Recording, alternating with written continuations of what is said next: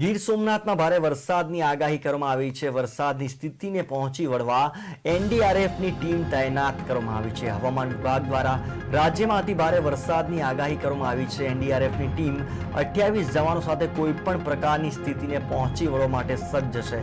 સાવચેતીના ભાગરૂપે તંત્ર સાથે સંકલન કરી એનડીઆરએફ ટીમ લો લાઇન ધરાવતા વિસ્તારની મુલાકાત લીધી હતી।